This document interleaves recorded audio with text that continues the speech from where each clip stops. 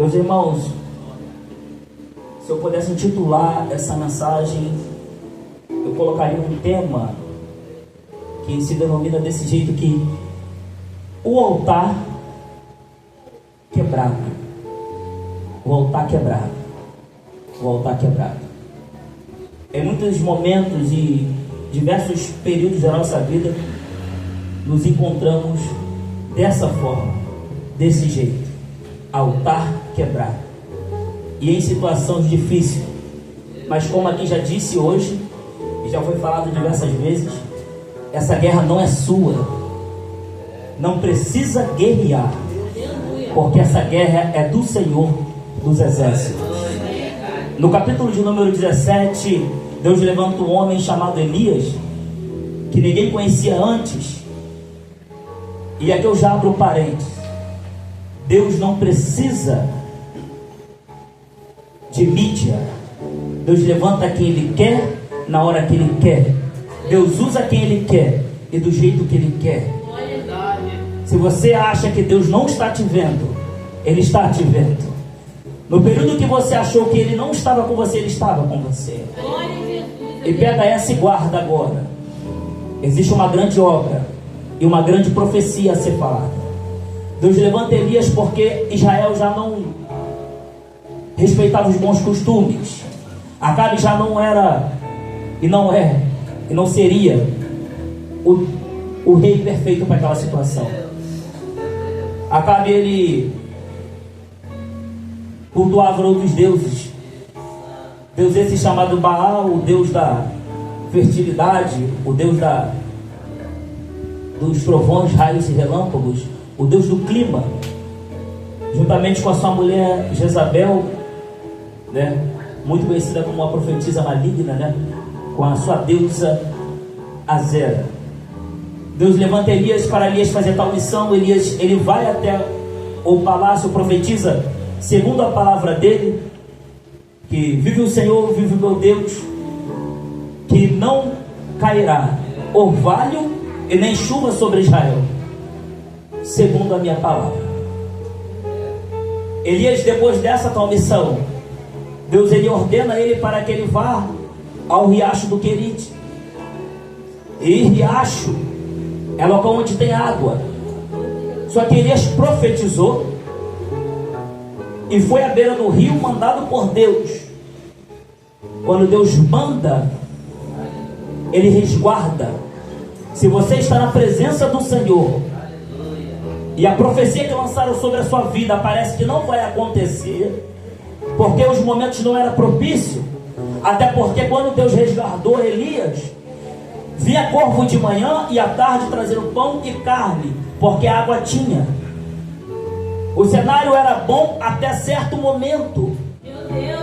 O cenário era perfeito porque ele profetizou, desceu ao riacho, aonde tinha sombra, água fresca e comida. Só que nesse momento as coisas estreitou, porque o riacho estava secando. E é nesse momento que estamos em prova, em dificuldade, e muitas das vezes não achamos que Deus está conosco, porque somos humanos. Momento esse aqui, Elias ele olha, que era uma pequena ramificação do Rio Jordão, e aquilo secou, porque riacho é algo temporário, não é algo permanente, ele seca. E nesse momento Deus também, ele fala e dá uma ordem a Elias. E o que me chama a atenção é novamente dizer que o abecedário do Senhor funciona, porque quando Elias começa a obedecer, ele desce ao riacho de Querite, e quando secou o riacho, e quando secou, debaixo da profecia que Deus usou ele para falar para Acabe, por mais que ele falou segundo a minha palavra, ele estava sobre a autoridade do Senhor. Ele desce ao riacho do Querite, ele vai até o riacho, ele se alimenta, ele bebe daquela água, ele fica debaixo da promessa. Só que secou o riacho. E nesse momento que seca na nossa vida, é um momento que nós não encontramos lacunas, não encontramos saídas humanas, e é natural não encontrar, porque o ser humano ele tem um limite, e quando esse limite acaba, aí que começa a funcionar, porque Deus entra em cena. Aqui foi falado muito de médico, de hospital, e quando o médico fala que não tem jeito, ele dá abertura para Deus trabalhar. Porque até onde a ciência humana vai e a sabedoria de Deus vai, o homem trabalha. Só que quando, olha, não tem mais jeito, aí Deus começa a mexer das seguintes maneiras que ele quer, que ele deseja. Porque Deus é Deus. Quando Deus ele faz você exercer até seu limite, usando limitação, é porque Deus ele quer te evoluir. Ele quer trocar a armadura. E não tem guerra nova com a armadura velha. Então, se existe prova, se o riacho está secando e você está debaixo da profecia, fica tranquilo. Fica tranquila e tranquilo. Porque está difícil, está machucando, não tem solução. Para muitos e para todos, posso dizer, acabou. Mas tem Deus aí nesse negócio. Deus levanta Elias e manda ele: Elias, vai a Serepta que fica em Sidom. E lá existe uma mulher que já espera por ti. E Elias, nesse momento, na posição de profeta, ele vai à casa de uma viúva. E o que me chama muita atenção, sabe o que é? O momento de Elias já não era tão bom, porque Israel estava em seca. Não tinha comida e nem alimento, estava tudo em escassez. O cenário em volta estava um caos. Não era propício para o milagre. E Deus manda Elias para a casa de uma viúva. E ser alimentada por uma viúva era algo humilhante. Porque como eu vou alimentar alguém se eu não tenho? Pegou essa? Como eu vou alimentar alguém se eu não tenho? Eu vou repetir de novo. Como eu vou alimentar alguém se eu não tenho? Isso é o que você tem falado. Deus, por que me usaste nesse momento? Deus, por que falaste comigo para aconselhar se eu não estou bem? Se meu altar já não está como era? Se os momentos não são normais e as situações também não são mais propícias? Elias, ele desce, ele vai a Sidom, lá em Serepta, e ele encontra essa mulher. Uma mulher, hoje é a noite das mulheres, né? E a mulher estava em casa, viúva e com um filho, passando fome, posso lhe dizer. Já não tinha mais o que comer. Essa mulher, ela sai de casa. Essa mulher simboliza a igreja. Essa mulher, ela sai de casa para procurar gravetos. Gravetos que estavam fora da casa dela. E nesse momento que ela sai para procurar o graveto, e ela apanhando 2 gravetos, ela se encontra com Elias. Elias, nesse momento, é a tipologia de Deus. Nesse momento que ela encontra Elias, aquele que eu disse, o tisbita, Elias, ele fala com ela: mulher, trazei para mim um pouco de água. E essa mulher, ela foi. Entenda, ela reconhece Elias. E ela vai, ela honra o ministério de Elias. Mesmo com dificuldade, ela volta em casa para dar ao profeta aquilo que também não sobrava para ela. Porque já não chovia e não caiu orvalho. Então a umidade, a água não existia naquele momento. Era escassez. Poderia ter, mas tinha em pequena quantidade. E com tudo que tinha em pequena quantidade, era ministrado corretamente ao longo dos dias para não perecer. Ela vai. Só que ainda ela indo, Elias fala: mulher, trazei para mim um bocado de farinha. Um bocado.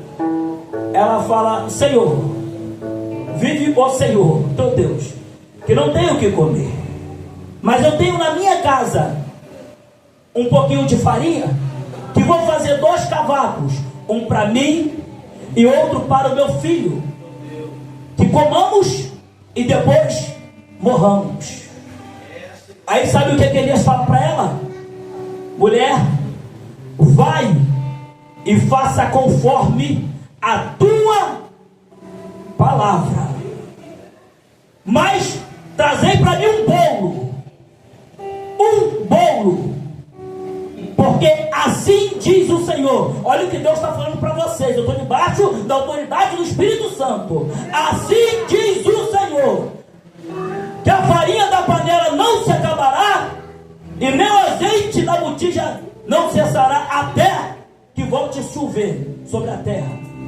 O que você está passando é algo temporário. A situação era de escassez e era de dificuldade, mas você ousou sair da tua casa e ver o tempo hoje. Você ousou sair da tua residência e vir aqui hoje. E Deus manda te dizer que a farinha da panela e parecia que ia acabar, mas não vai. O azeite da botija parecia que ia cessar, mas não vai. Sabe por quê? Porque o momento de escassez está acabando. Toda prova, toda luta tem um final. Esse término está próximo, mas fica tranquilo, vai ter outro. Vai ter outro porque Deus está preparando. Lembra de Jeremias? Jeremias se levanta e desce a casa do oleiro. Aí o que Deus mostrou a Jeremias? Um vaso sendo amassado. Olha só, depois de amassado, é levado a alta temperatura, para depois ser posto de água. O que você está passando é para te forjar, é para te encher, para você dar de beber. Sabe por quê? Porque você acha hoje que você está vazia, mas é só um processo. Hoje eu posso lhe dizer, se fosse calcular, você cabe 3 litros de água, mas depois desse forjamento vai ser 20, porque existem pessoas que precisam de água para beber, existem pessoas que estão sedentas. Sabe o que é sedenta? É com sede, é querendo palavra. Pessoas que estão nesse mundo afora confusas, porque acha que vive um verdadeiro algo que está, parece que até está bom, mas não está, porque não vê solução, não vê saída. Olha para a direita, não vê ninguém. Olha para a esquerda, não vê ninguém. As situações não são normais. Deus te trouxe aqui para dizer que Deus é contigo. Deus te trouxe aqui para dizer que Ele é o Redentor da sua vida. Deus te trouxe aqui para dizer que essa guerra não é tua. Essa mulher estava com dificuldades. Essa mulher estava passando momentos de tristezas terríveis dentro da sua casa. E só ela e o filho. E só muitas das vezes, só você e Deus sabe o que vocês passam dentro da sua casa.